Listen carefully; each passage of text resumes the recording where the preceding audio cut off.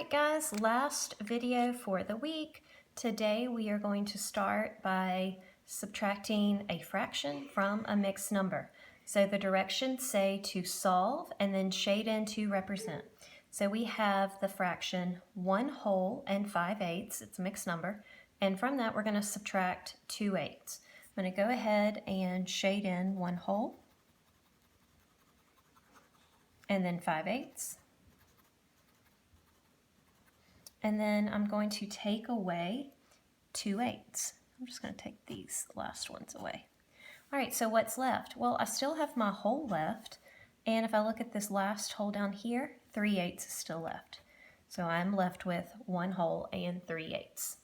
All right, number 2, a little bit of geometry. We are going to draw an obtuse angle named QRS. All right, obtuse, so there's 3 types of angles that we have mainly talked about so far this year. We've talked about acute angles. I'm going to write these down. You don't have to, it just helps me organize my thoughts. So acute angles are angles that are less than 90 degrees. Then you have right angles. Right angles are exactly 90 degrees. And then you have obtuse angles. Obtuse angles are greater than 90 degrees. So we want an angle that is bigger than a right angle. It's going to open up wide. Draw my arrows. This is my vertex where my 2 rays meet. And so now I need to label it QRS. QRS. Okay? All right. Number 3, we're going to continue the geometry today. Yes, it's a triangle, okay? So you got part of it if you got that. But what type of triangle? We're going to classify the triangle. We're going to classify it based on the types of sides, the type of angle it has as well. So when we look at this shape, we need to see, what do the sides look like? Are all the sides the same? Well, clearly not. This one is longer. Are the sides all different? They may look like they are, but if you rotate your paper, bear with me. All right, look right here. This side is exactly the same as this side. So if 2 sides of a triangle are the same, do you remember what we call that? We call that an isosceles triangle. Now, look at the angles. Are all the angles acute? No, right here we have a 90-degree angle. We have a right angle. So this makes this an isosceles right triangle. Kudos to you if you got all 3 of those. All right, number 4, we're going to read our word problem, write an equation, and solve for R. A florist has 5 buckets of red roses and 4 buckets of white roses. Each bucket has 8 roses. How many roses are there in total? All right, so look at my equation. Something's in parentheses and we're going to add it.